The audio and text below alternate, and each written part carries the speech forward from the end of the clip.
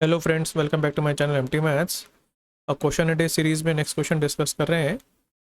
Let's begin. Let a vector equal to a one i cap plus a two j cap plus a three k cap a i greater than zero i equal to one two three b a vector which makes equal angles with the coordinate axis ox, oy and oz. Let the projection of vector A on the vector 3i cap plus 4j cap be 7.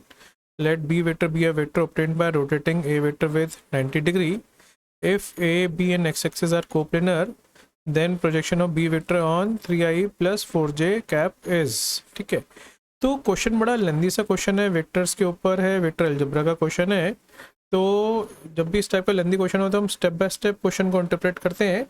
तो पहले हम first statement को interpret करेंगे। वो कह रहा है कि let a vector equal to a one i cap plus a two j cap plus a three k cap b a vector which makes equal angles with coordinate axis o x o y and o Z.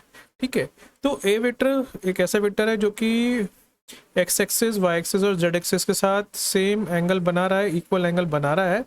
तो दो vectors के बीच में अगर angle अपने को लिखना आता है तो हम ये कंडीशन इजीली फुलफिल करा सकते हैं।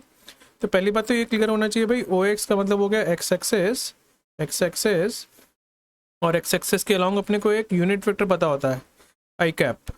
सिमिलरली ओ वाई का मतलब है वाई एक्सेस और उसके अलॉन्ग यूनिट वेक्टर पता होता है जे कैप, और ओ जेड के अलॉन्ग मतलब जेड एक्सेस के अलॉन्ग यूनिट वेक्टर होता है के कैप।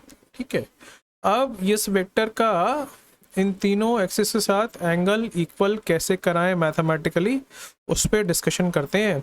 तो अपने को ये पता होना चाहिए कि दो वेक्टर्स के बीच में एंगल कैसे लिखा जाता है। तो इन जनरल अगर बोला जाए कि दो वेक्टर्स हैं ए वेक्टर और बी वेक्टर, तो उन दोनों के बीच में एंगल अगर लिखना है तो उसको हम कोसाइन डॉट प्रोडक्ट की मदद से इजीली लिख सकते हैं। कॉस थीटा आता है A dot B upon mod A mod B. ठीक है, तो ये एक एंगल निकालने का तरीका होता है। डॉट प्रोडक्ट की मदद से हम दो वेक्टर्स के बीच में एंगल इजीली निकाल सकते हैं। ठीक है, तो वो कह रहा है कि एक वेक्टर है ए वेक्टर, उसका आई के साथ एंगल, ए वेक्टर का जे के साथ एंगल, ए वेक्टर का के कैप के साथ एंगल सेम है। ठीक है, तो इसको मैथमेटिकली कैसे कराएंगे, हम बोलेंगे भाई ए dot I cap upon magnitude of A magnitude of I should be equal to a dot j cap upon magnitude of a into j cap का magnitude equal to a dot a vector है ये, a vector dot k cap upon a का magnitude into k का magnitude. अब a vector question ने खुद ही define कर रखा है, a one i cap plus a two j cap plus a three k cap, और डॉट प्रोडक्ट तो सबको लेना आता ही होगा। तो ए डॉट आई करोगे तो क्या बन जाएगा ए वन, पहले तो ये नीचे के ये कैंसिल कर देता हूँ, और ये तो यूनिट वेक्टर है, magnitude is one magnitude is one magnitude is one. तो ए डॉट आई कैप करोगे तो सिर्फ ए वन बचेगा, equal to A dot J करोगे तो ए टू बचेगा, और ए डॉट के करोगे तो ए थ्री बचेगा। तो a one a two a three अगर इक्वल होंगे तो वेक्टर तीनों एक्सिस के साथ सेम एंगल बनाएगा। तब ए वेक्टर क्या बन गया, ए वन आई प्लस ए वन जे प्लस ए वन के, मतलब ए वन कॉमन आ गया, आई कैप प्लस जे कैप प्लस के कैप। ठीक है, तो ये फर्स्ट लाइन का इंटरप्रिटेशन था। ठीक है, अब सेकेंड लाइन पे आते हैं। वो कह रहा है कि also let the projection of vector A on the vector three I cap plus four J cap B 7। तो अब हम इस लाइन को इंटरप्रेट कर रहे हैं। ठीक है, तो पहली बात तो प्रोजेक्शन का मतलब पता होना चाहिए। अब प्रोजेक्शन का मीनिंग क्या होता है, तो projection of vector be on vector A, इसको कंसेप्ट बोल देते हैं। ठीक है, इसको नहीं पता है फटाफट से बता देता हूँ। तो अपने पास एक वेक्टर है, मान लेते हैं वेक्टर बी है, अपने पास एक वेक्टर है ए वेक्टर, उनके बीच में कुछ एंगल बना हुआ है थीटा। तो इस बी वेक्टर का अगर हम ए वेक्टर पे प्रोजेक्शन निकालें तो बी वेक्टर के यहाँ से, ठीक है, हम एक परपेंडिकुलर ड्रॉ कर देते हैं ए वेक्टर के ऊपर। तो ये जो लेंथ आ जाती है, ये लेंथ, इसको हम बोलते हैं projection of vector be on vector A. तो बड़ा आसान है, हम अगर इस लेंथ की बात करें तो ये क्या बन जाएगा, मॉड बी, और ये मॉड बी का ए के ऊपर हॉरिजॉन्टल कंपोनेंट ही तो है, तो ये इसको लिख सकते हैं magnitude of B into cos theta. अब कॉस थीटा भी मैंने ऊपर लिखा ही है, वो क्या होता है mod, oh sorry, A dot B upon magnitude of A vector into magnitude of B vector, तो ये कट जाएगा, तो ये बन जाएगा A dot B upon mod A, whole magnitude लगा देते हैं, क्योंकि अगर प्रोजेक्शन को हम लेंथ की तरह ट्रीट कर रहे हैं तो वो एक पॉजिटिव क्वांटिटी होनी चाहिए। तो याद करने का बड़ा आसान तरीका है, इसको हम ऐसे भी लिख सकते थे, बी डॉट, इसको हम क्या बोल सकते हैं, ये जो लिखा है ये ए वेक्टर अपॉन उसका मैग्नीट्यूड ए कैप, इसको ऐसे भी बोल सकते हो।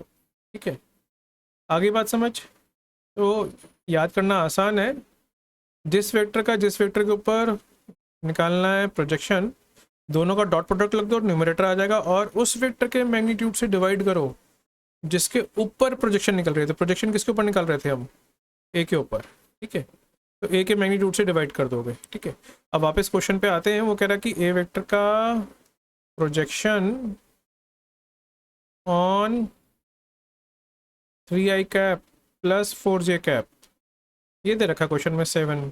ठीक है, तो उसको हम लिखेंगे A dot 3i plus 4j upon 3i plus 4j का magnitude is root over 3 square plus 4 square whole modulus equal to 7।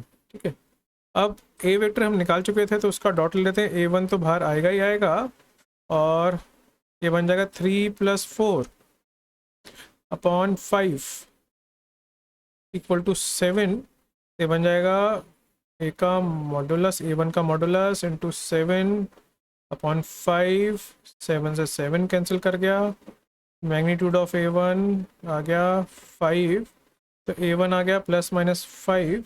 पर फर्स्ट लाइन अगर ध्यान से पढ़ोगे क्वेश्चन की, तो वो कह रहा था कि ai इज़ ग्रेटर देन 0, मतलब a1 a2 a3 positive quantities हैं, यहाँ से हम a1 लिख लेंगे 5।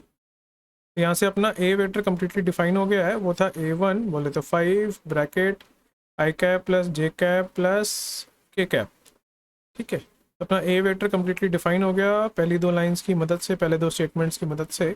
अब नेक्स्ट लाइन को इंटरप्रेट करते हैं, वो कह रहा है कि let B be a vector obtained by rotating A vector with 90 degree. ठीक है, अब बी वेक्टर कैसे बना है, ए वेक्टर को 90 डिग्री से रोटेट करके बना है। तो मान लो ए वेक्टर कुछ ऐसे बना हुआ है, अब उसको ऐसे रोटेट कर दिया, ऐसे घुमा दिया। ठीक है, तो अपना ये बी वेक्टर आ गया, थोड़ा सा बड़ा बना देता हूँ, ऐसे 90 डिग्री से घुमाया है। नीचे भी घुमा सकते थे, ऐसे भी रोटेशन हो सकती थी, तो बी वेक्टर ऐसे भी बन सकता था। अब इम्पॉर्टेंट पॉइंट, प्योर रोटेशन से मैग्नीट्यूड नहीं बदलता, मतलब बोले तो ये वेक्टर और ये वेक्टर की लेंथ सेम होगी, तो हम बोलेंगे कि magnitude of B should be equal to magnitude of A and A is perpendicular to B. इसका मैथमेटिकल मतलब होता है दोनों का डॉट प्रोडक्ट आएगा 0। ठीक है, तो अगर किसी वेक्टर को रोटेट किया है 90 डिग्री से, तो ये दो कंडीशन से हम ए और बी के बीच में इजीली रिलेट कर सकते हैं दोनों को, ए और बी वेक्टर को।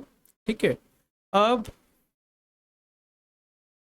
नेक्स्ट लाइन पढ़ते हैं, वो कह रहा है कि A B and X are coplanar.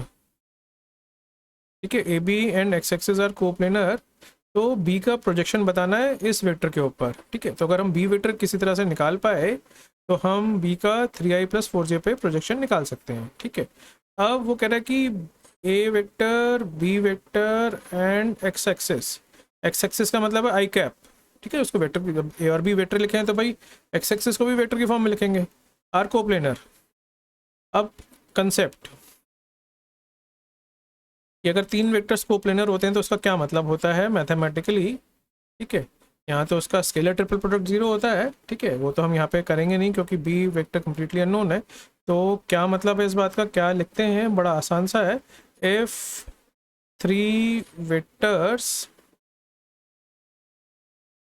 are coplanar, then any vector can be expressed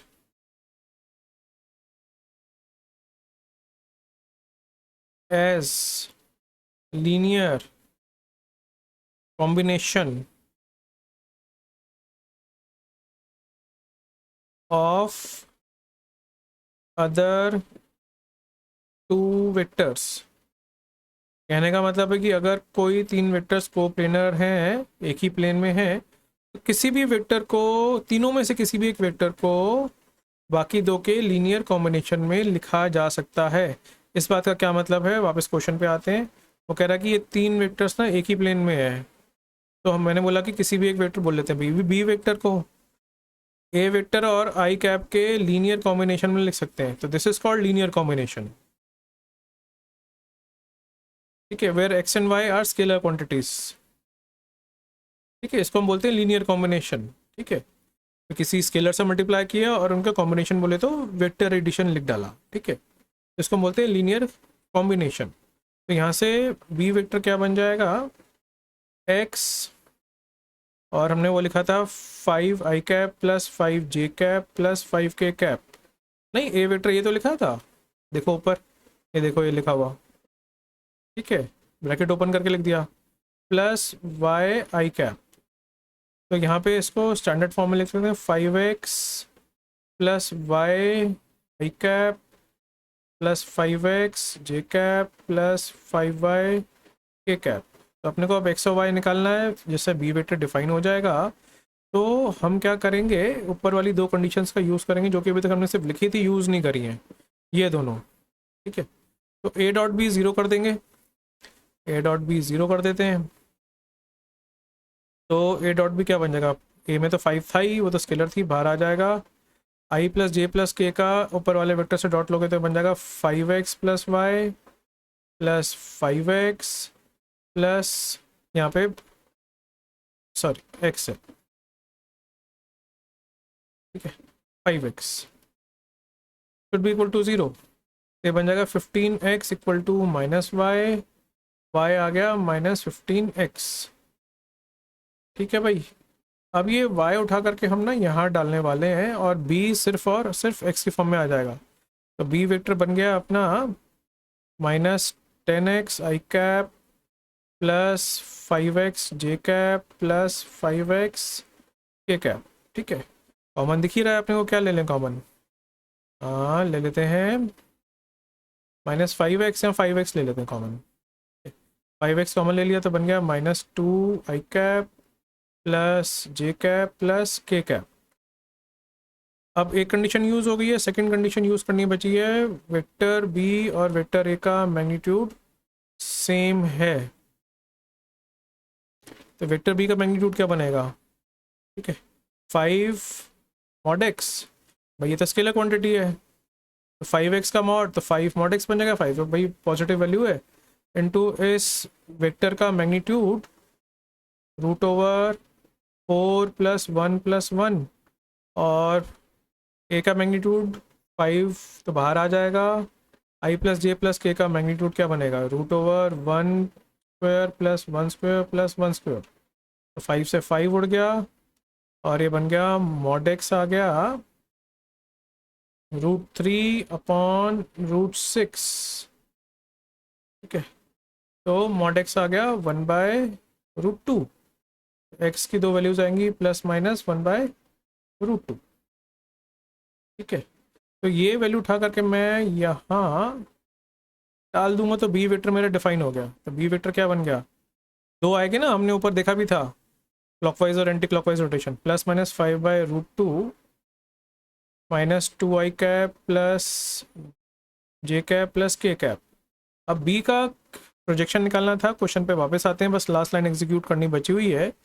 B vector का प्रोजेक्शन निकालना है 3i प्लस 4j पे। ठीक है, पॉजिटिव वैल्यूज लिखी हुई हैं, क्लियरली दिख रहा है, क्योंकि प्रोजेक्शन लेंथ की तरह अगर ट्रीट कर रहे हैं तो पॉजिटिव आउटकम आना चाहिए। तो हम बोलेंगे कि बी का हम डॉट लेंगे 3i प्लस 4j पे और 3i प्लस 4j के ऊपर प्रोजेक्शन निकालनी है तो उसके इसी के मैग्नीट्यूड से डिवाइड करना है, जिस वेक्टर के ऊपर प्रोजेक्शन निकालनी है उसके मैग्नीट्यूड से डिवाइड। और अगर ये नेगेटिव वैल्यू आ रही है तो मॉड टू मेक श्योर कि पॉजिटिव वैल्यू हो, तो ये बन जाएगा मॉडुलस प्लस माइनस 5/√2 बी की वैल्यू, ये तो स्केलर है, और इसका इससे डॉट होगा, वेक्टर का वेक्टर से डॉट होगा, स्केलर तो भारी रहेगा, तो ये बन जाएगा -2 × 3 -6 प्लस 4 × 1 4 प्लस 0 × 1 0 अपॉन कितना आ गया 5, और ये गया कट, और मैग्नीट्यूड बोले तो मॉडुलस प्लस माइनस अंदर ना भी लिखो चलेगा, क्योंकि अल्टीमेटली तो पॉजिटिव वैल्यू निकालनी है। तो ये कितना आ जाएगा 2/√2, कितना आ गया √2 अपना आंसर। क्लियर, देख लेते हैं कौन सी ऑप्शन मैच कर रही है, बी ऑप्शन। ठीक है, तो आई होप समझ आ गया हो क्या किया हमने पहले तो ये रिवाइज किया कि दो वेक्टर्स के बीच में एंगल निकालने का क्या मतलब होता है, डॉट प्रोडक्ट की मदद से ही निकालना है कोशिश करके। ठीक है, A dot B upon mod A mod B, और क्वेश्चन कह रहा था कि ए वेक्टर तीनों एक्सिस के साथ एंगल सेम बना रहा है, तो X axis Y axis Z axis के अलॉन्ग मेरे को वेक्टर्स पता है, I cap J cap K cap, तो मैंने इस कॉस थीटा वाले फॉर्मूले से तीनों एंगल्स निकाल करके इक्वेट करा दिया, उसे A1 A2 A3 इक्वल आ गए, तो ए वेक्टर बन गया कुछ ऐसा। फिर प्रोजेक्शन का मतलब बताया मैंने तुम लोगों को, प्रोजेक्शन कैसे निकालते हैं जिनको नहीं आती है, तो उसकी मदद से ए का प्रोजेक्शन 3i प्लस 4j पे 7 दे रखा है, उससे A1 की वैल्यू आ गई 5, पॉजिटिव वाली वैल्यू रखनी थी क्वेश्चन कह रहा था। और फिर बोला कि बी वेक्टर कैसे मिला है, ए को 90 डिग्री रोटेट करके, तो 90 डिग्री रोटेट करने का मतलब हो गया दोनों वेक्टर्स के बीच में एंगल 90 डिग्री है, मतलब डॉट प्रोडक्ट 0 होगा, और प्योर रोटेशन से लेंथ ऑफ वेक्टर्स चेंज नहीं होगी, तो वेक्टर ए और वेक्टर बी का मैग्नीट्यूड लेंथ सेम रखनी थी। और वो कह रहा था कि ए बी और एक्स एक्सिस को प्लेनर है, तो ए बी एक्स एक्सिस का मतलब हो गया आई कैप, उनको अपने को कोप्लेनर करना था मैथमेटिकली, मतलब एक ही प्लेन में रखना था। तो तीन वेक्टर्स कोप्लेनर मैथमेटिकली मतलब होता है किसी एक वेक्टर को बाकी दो वेक्टर्स के लीनियर कॉम्बिनेशन में हम एक्सप्रेस कर सकते हैं, किसी भी एक वेक्टर को। तो मैंने बी वेक्टर को ए और आई कैप के लीनियर कॉम्बिनेशन में एक्सप्रेस कर दिया, उससे बी वेक्टर डिफाइन हो गया है in terms of X and Y. फिर ऊपर जो हमने दो कंडीशंस लिखी थी उसको हमने एग्जीक्यूट किया, ए डॉट बी 0 किया तो वाई की वैल्यू आ गई -15x, वो हमने वापस बी में पुट कर दी, तो B simply in terms of X आ गया। अब बी वेक्टर और ए वेक्टर का मैग्नीट्यूड इक्वल कराया तो एक्स की दो वैल्यूज़ आ गई +-1/√2, तो दो बी वेक्टर्स आ गए, तो प्रोजेक्शन निकालने के लिए दोनों ही मैंने इकट्ठे यूज़ कर लिए प्लस माइनस, क्योंकि मैग्नीट्यूड से प्लस माइनस के साइन से प्रोजेक्शन पे फ़र्क नहीं पड़ने वाला, क्योंकि हम फाइनली मैग्नीट्यूड लेंगे। ठीक है, तो हमने जो ऊपर फंडा पड़ा था प्रोजेक्शन का वो यूज़ किया, और प्रोजेक्शन अल्टीमेटली √2 निकल आई। ठीक है, आई होप समझ आ गया हो कैसे हमने इसको स्टेप बाय स्टेप प्रोसीड किया, और यहाँ पे हमने तीन चीज़ें रिवाइज करी, एक तो एंगल कैसे निकालना है दो वेक्टर्स के बीच में, दूसरा प्रोजेक्शन का क्या मीनिंग है, डॉट प्रोडक्ट की एक इंपॉर्टेंट एप्लीकेशन है, और लास्टली तीन वेक्टर्स कोप्लेनर मैथमेटिकली करने का क्या मतलब है। ठीक है, तो वीडियो को यहीं एंड करता हूँ। Thanks very much for watching, have a nice day.